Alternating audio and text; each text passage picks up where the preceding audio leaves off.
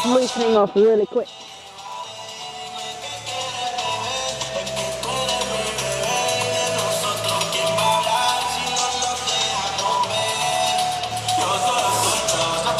A really good stretch to do anytime you're doing squats is to stretch out through your ankles.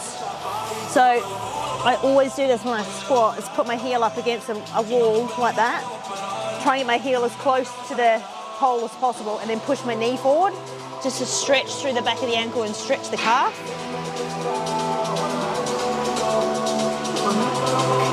Just find it's quite hard to get low on your squats if your ankles are tight. And obviously with all the posing practice, walking around in heels makes your ankles and your calves tight.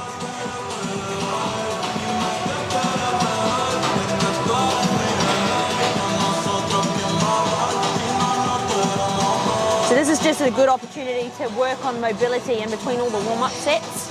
So I'm not just warming up for squats because squats are the best exercise, but I'm always tight in my legs and butt. So I like doing a squat warm-up because it gives me an opportunity to do all this mobility work while I'm getting extra blood flow through the body, just from the body heating up, which helps a lot with posing, especially with mind-muscle connection through the glutes and the adductors and stuff like that. So this is not just warming up for the workout I'm about to do, but it's mobility work that should be done on a regular basis anyway. I just like to do it during the warm-up for my workout because obviously I'm getting warm anyway, and it's going to help with my posing, which I'll do later today as well.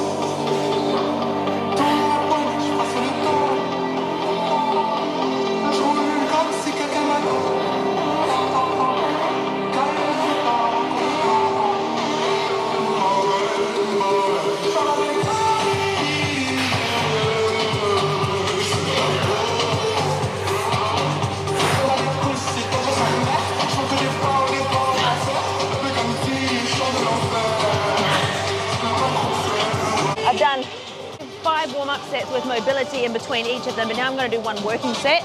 But it's not a working set all the way to failure. It's just kind of 80% effort because it's not a leg day or a lower body workout today. It's shoulders and arms. So one working set of about 80% means I'll stop before I feel like I can do 2 more reps, basically.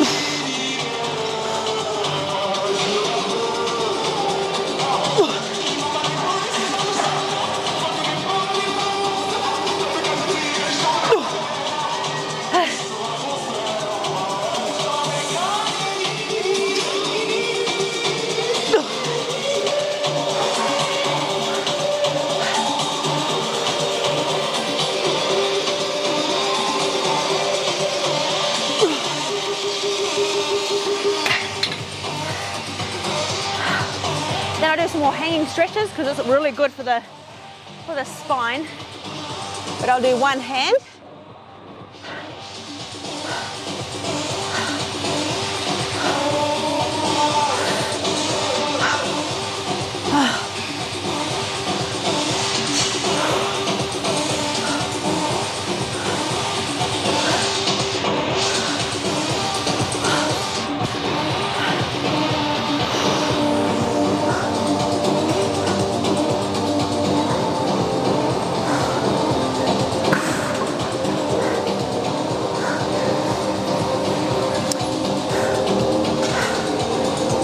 Warm now. I'm warmed up now, but because my first exercise is a shoulder exercise, my body's not acclimatized to the exercise I'm about to do. It's warm, but it's not warmed up for the right exercise. So I'll still do a couple of acclimation sets on my first exercise before I do my first working set. But obviously I'm a good girl and I'm gonna put my weights away first. So this is just gonna reduce the amount of aggravation on my tennis elbow when I do my arm stuff. So this is actually on my non-dominant arm. I have tennis elbow on my non-dominant arm. So I think it's a combination of walking the dogs, playing tug of war with one of my dogs, picking up plates over and over when I'm training clients, and just general picking things up awkwardly. Oh.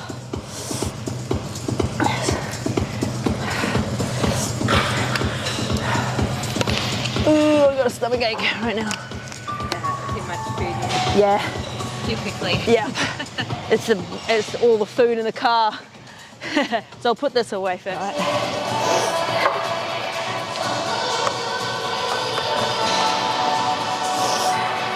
Yeah. So I like this shoulder press machine because the handles move.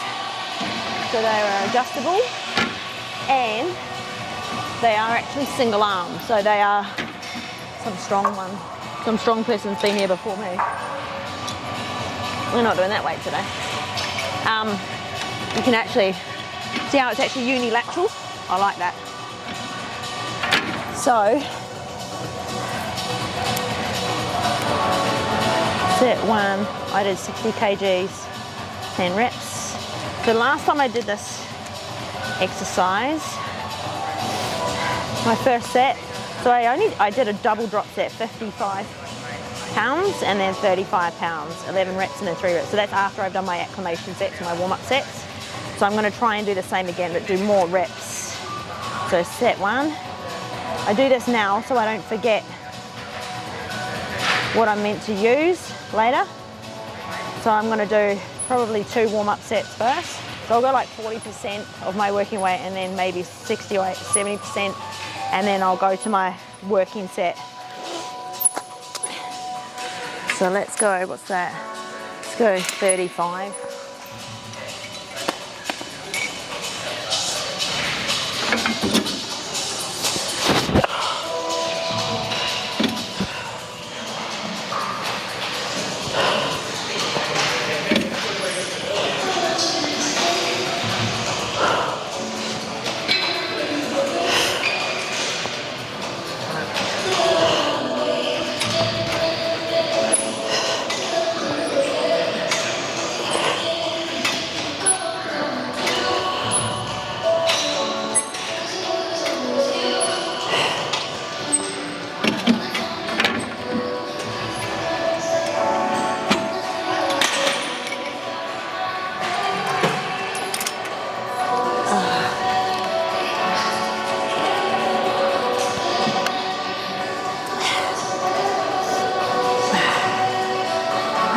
One more warm-up set.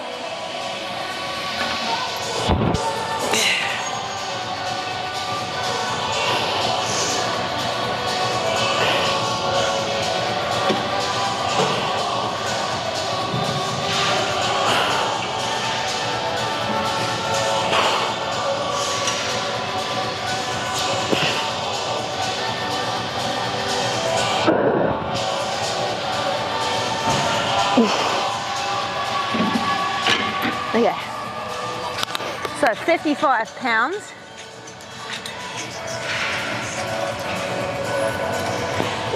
So last time I got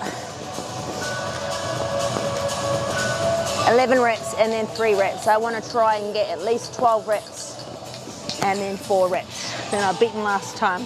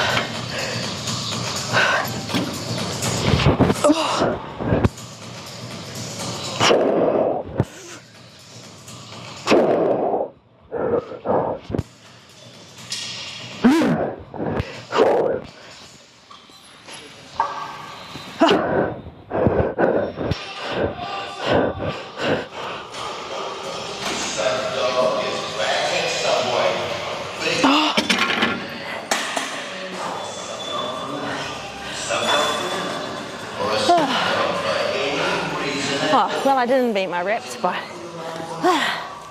that's okay. Oh, 9 reps for the first part and then 5. That's okay, you won't always beat your own reps. I can always look back. Why was I so strong that day? I did less warm-up sets of squats. So it could be that I am more fatigued today, or I'm wearing this for the first time. Maybe it restricts blood flow. Who knows? Anyway, so next set. So now I'm gonna do the last week, second working set. I did the Trish reps, which is 10 reps, 10 full reps, 10-second pause, and 10 pulses, and I only just got it, so I would have been dying by that last bit. That was at 40 pounds. I'm gonna do the same again, so I'll either get 10 or more, so I can try and beat. So I just write TR. I call them push reps because I don't know what to call them. If someone has a better name, please comment in my video. I'll call it something else. So 40 pounds. You can see all I'm ever focused on is just trying to be better than my last workout. Sometimes I am, sometimes I'm not.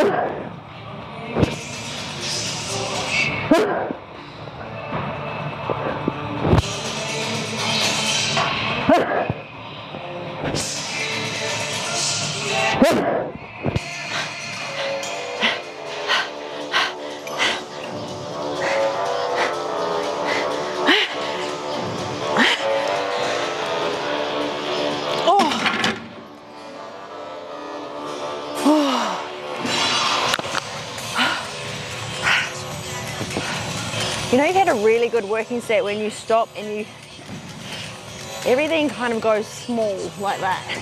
Like you can't see for a minute and everything just kind of goes like that. That's what happens to me when I go all the way to failure, especially on cable machines. Cable machines are the best one to go all the way to failure because obviously it's safe. I can't drop the dumbbells on my head, so it's good for someone who trains alone. And it's constant tension all the way up and down, whereas sometimes when you use free weights, It's just at that fully lengthened position that you have the most stress on the muscle. Whereas a lot of machines are calibrated so it's the same tension all the way up and down. So you actually, one rep is actually more intense than with free weights, depending on the machine. So I actually did 11 reps of each there, so I beat what I did last time. I'm gonna put just, so that I remember that was freaking hard. Okay, so that machine is done.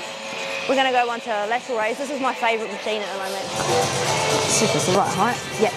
This is another machine where obviously you can just do lateral raises, side raises with dumbbells. But again, I like this one because it's constant tension all the way up and down. So, let's look at what we did last time. It's one of those exercises where I'm using like the first one or two, or maybe the third plate. I don't go any heavier than that. So last time, I don't normally write down my warm-ups. I will do some warm-ups first, but my first working set, I did 15 kgs, 12 reps. So I could try and go to 20 kg, but that's a large increment. So I'm gonna stay on the same and just try to get more than 12 reps. But let me do a warm-up set first.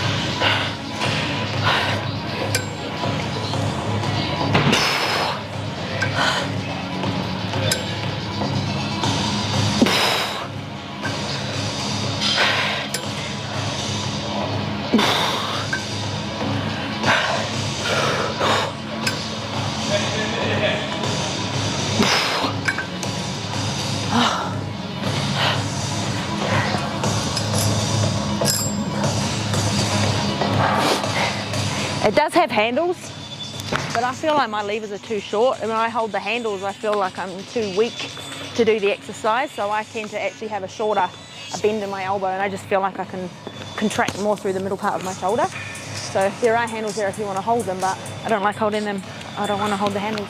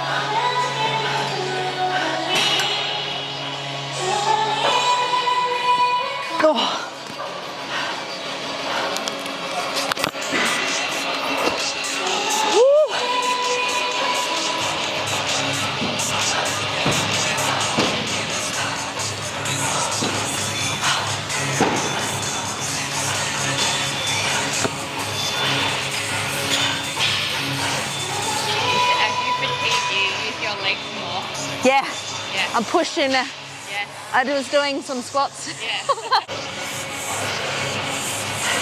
So when your targeted muscle has stopped working because it's fatigued, other muscles will always try and turn on. So you can see my last few reps were rubbish. So I always make a note of that in my book. So I might have done 8 really good reps and 4 or 5 curly reps. Now it's in a machine where it's not necessarily dangerous, you're not going to injure yourself. But if your shoulders are not working anymore and the point is to work your shoulders, then you know that you have reached a plateau, or you've gone past what that weight is for your rep range.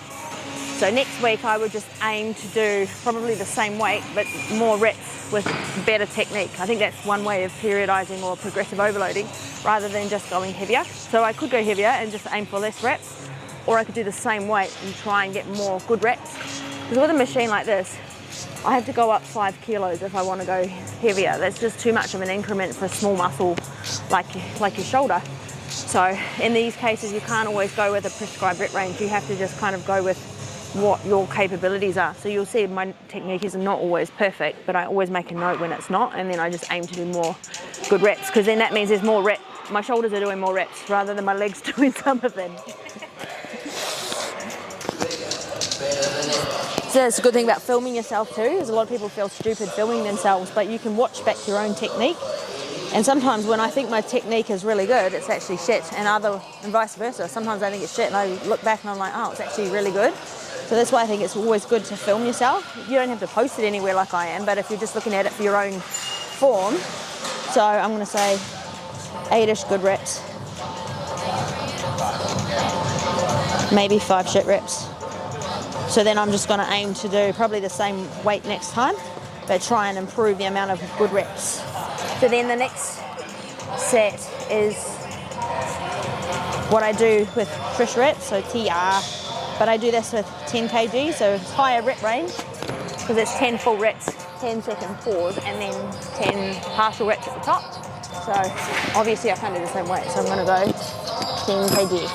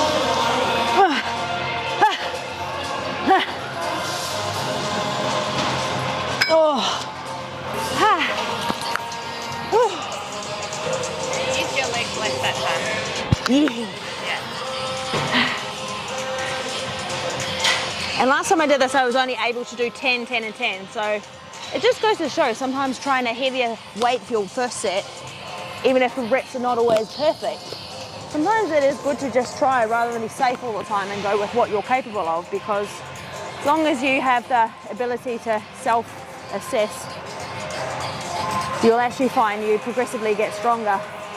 When you go back down to a lighter weight, you'll do better reps and for more reps too. One of the very big benefits of partial reps, it helps with that.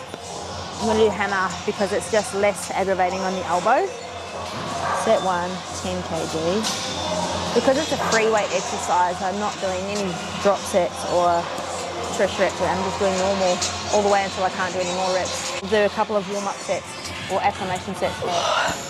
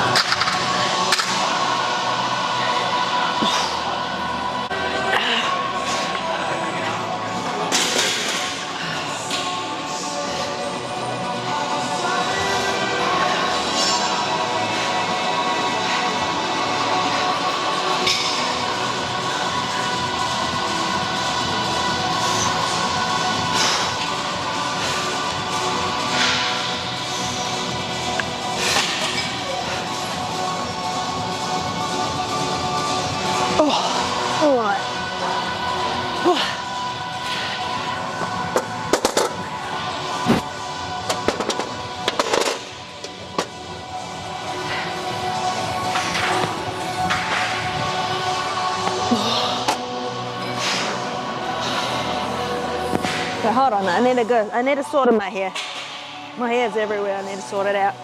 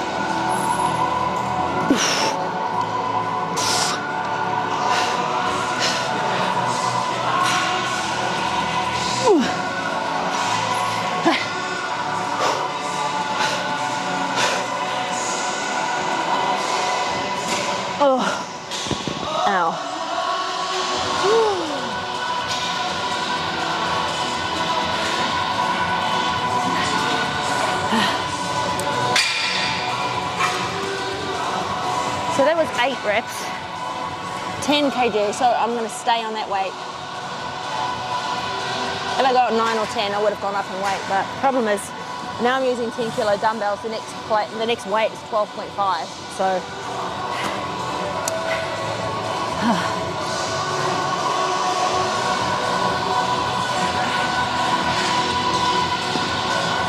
When you're doing bicep curls, and I think I'm guilty of this as well, is recruiting from the shoulder instead of recruiting from the bicep. So when you lay back, you place your shoulder in a very stretched, so it's a very weak position.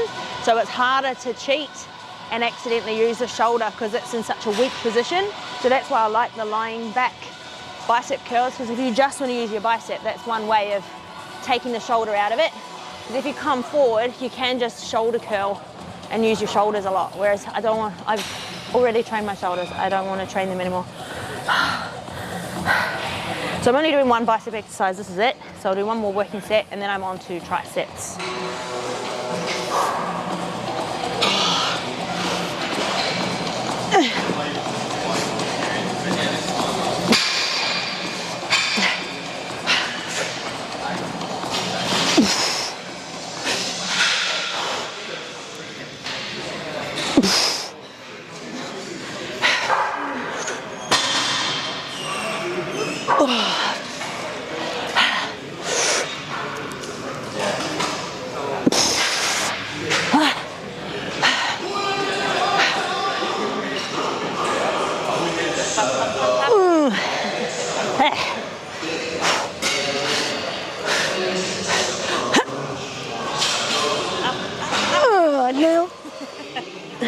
You know what? This restriction definitely makes it harder to do the exercises. Whew. That was 6 good reps.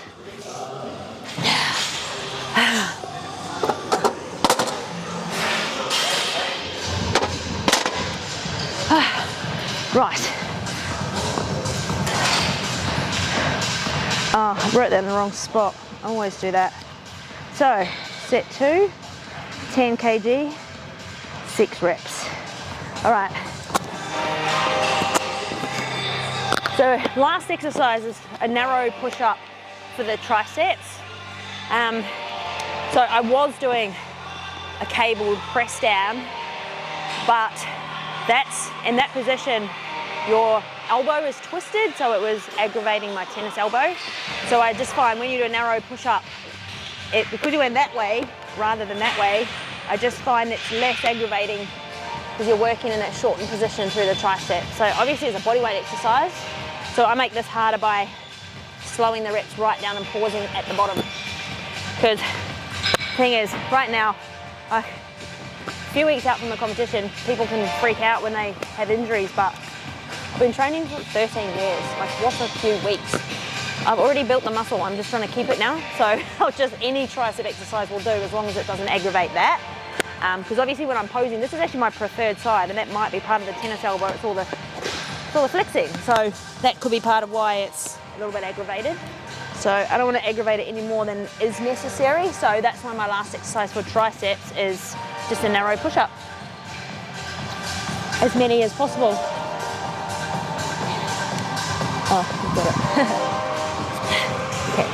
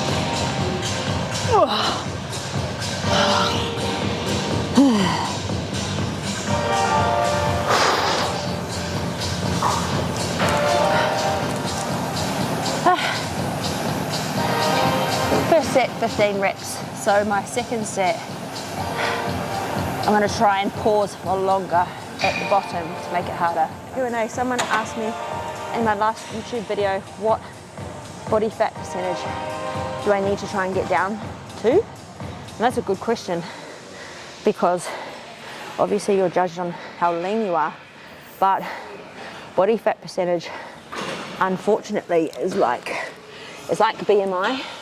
You put a bodybuilder on a set of scales and you look at his BMI, it will say he's obese because of how heavy he is.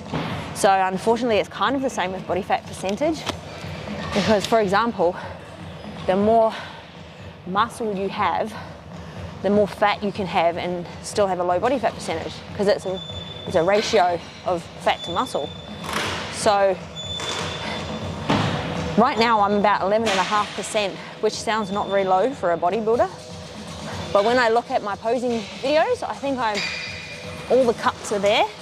So I could keep losing more fat, but then you run the risk of starting to look small.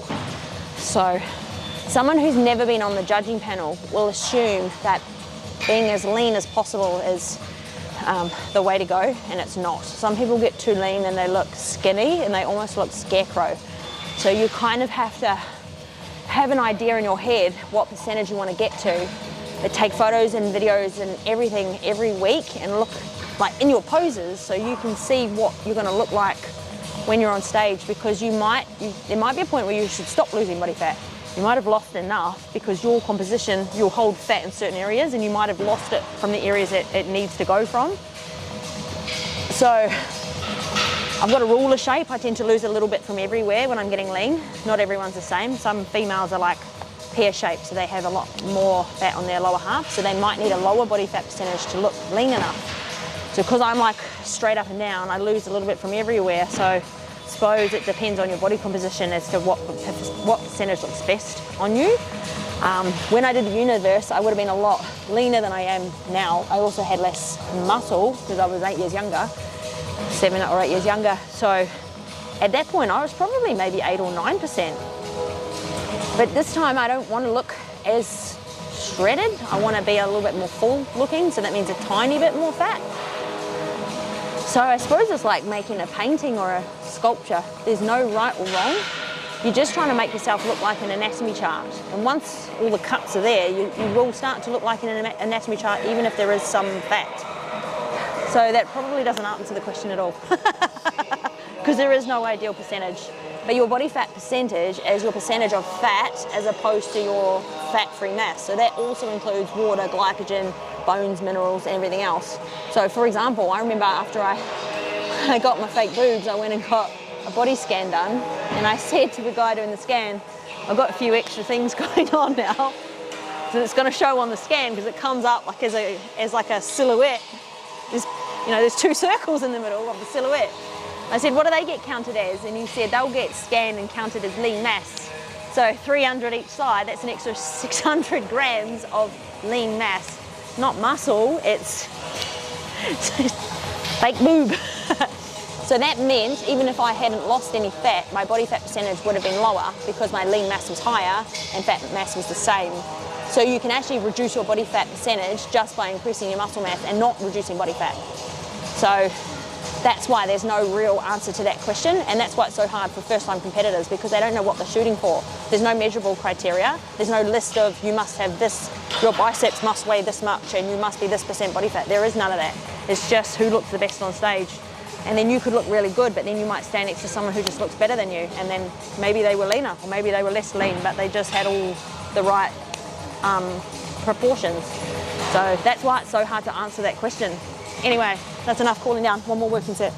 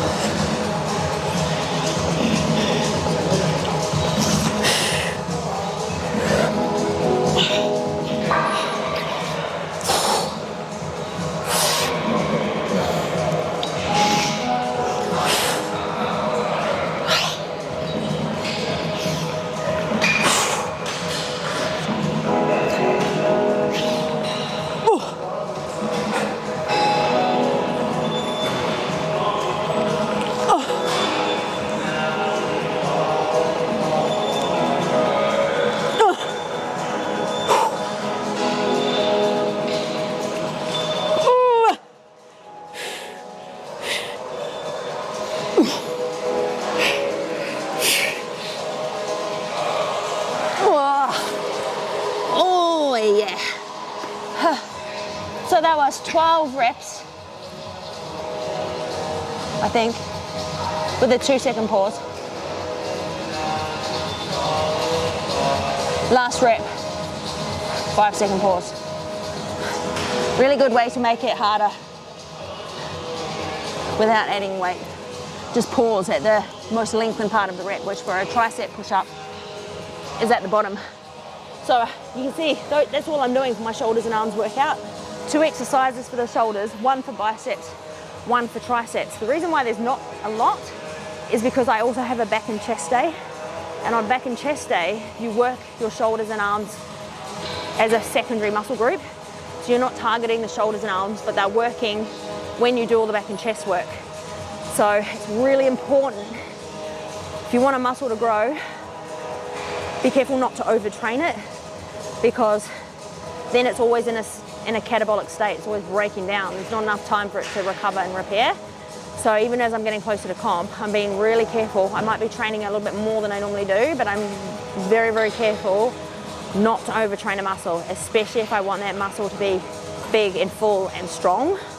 It's always about how much you recover.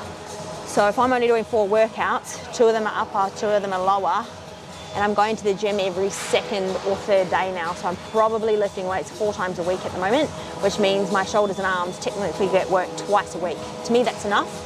And then they're recovering on the days that I train legs or have a full recovery day. So I think that's going to be the theme of this video is, yeah, you can train more and train hard, but just be careful not to overtrain. And you'll know when you're overtraining because you can't lift heavier than last time you trained. So for most of this, I got a PB on last week, apart from 1 exercise. So I'm happy with that. That's a successful workout.